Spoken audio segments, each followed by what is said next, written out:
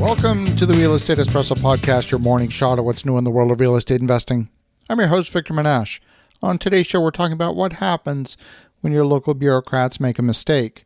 I've encountered the odd time when a plans examiner makes a mistake. These are relatively rare, but in retrospect, happens far more often than I care to think. We've experienced these problems from time to time, but I also keep hearing about problems like this from others. In fact, I'd go so far as to say this happens with alarming regularity.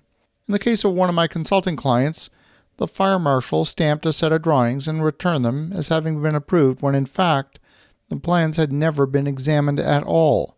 The property owner was under the impression they had fire marshal approval.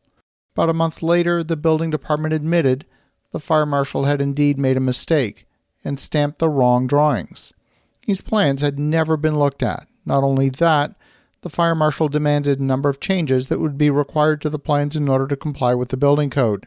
Upon review of the requested changes, in the opinion of the architect, the fire marshal had erred in their interpretation of the code, and the installation of a complete fire suppression system was not required for that type of building. The second story involves a problem with one of our projects currently under construction. The plumbing connection to the city was approved. However, the plans examiner, who was supposed to review the plumbing, retired in the middle of the permit approval.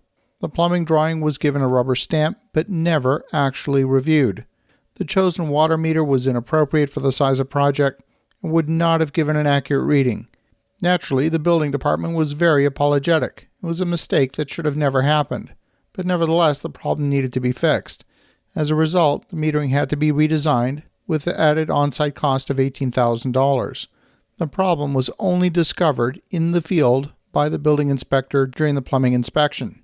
In another case, we had a plans examiner on a project who had trouble interpreting the rules for a property situated on the corner. The property was fronting on one street and had its side yard on the second street. This is normal on most corner lots. But the plans examiner was having a hard time figuring out where the front of the property was. So they applied the rules for the front of the building at both the front and the side. They argued the property essentially had two fronts, and therefore had to comply with the front yard setbacks for both. Plans examiner then argued that the design did not comply with the zoning, even though the zoning department had already approved the design. In yet another case, we had a building nearing completion, and the on-site building inspector argued the plans examiner who approved the design did not allow sufficient sprinkler capacity on the top floor of the building. The inspector demanded that we run a 5-inch sprinkler pipe up the exterior of the building to supply additional water pressure to the top floor. Now, for those of you who've been following the news lately, you'll know that water pipes should not be allowed to freeze. Running a sprinkler pipe up the exterior of a building means that no water would reach the top floor for about 4 to 5 months of the year. You just can't make this stuff up. In another case, the internet service provider would not provision fiber service to a property because somehow the city had failed to enter the address into the 911 database. The address existed. The post office delivered mail to the address. There was electricity coming to the property, but somehow there's a glitch in the 911 database, and it's taken more than 2 years to get the property registered in the 911 database.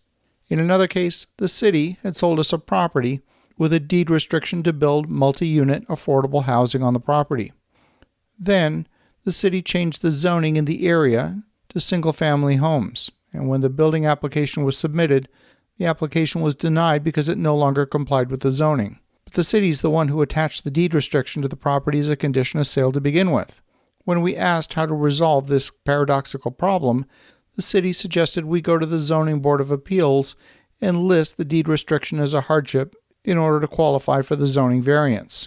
In yet another case, the Department of Health was arguing that the kitchen in a residential care home was essentially a commercial kitchen and therefore required a grease trap. The kitchen had a single kitchen sink and 2 dishwashers, not much different than a standard residential kitchen. All of the fittings are residential grade and the residents eat home-cooked meals just like anyone else. The plumbing department argued that somehow this was different, and the minimum size grease trap was 500 gallons. That's right, 500 gallons for one kitchen sink. Maybe that sink could hold 5 gallons if you filled it right to the top. How their calculations led them to a $15,000 500-gallon grease trap is still a mystery to me. As you're undertaking your projects, expect some surprises from your local building officials. As you think about that, have an awesome rest of your day. Go make some great things happen. We'll talk to you again tomorrow.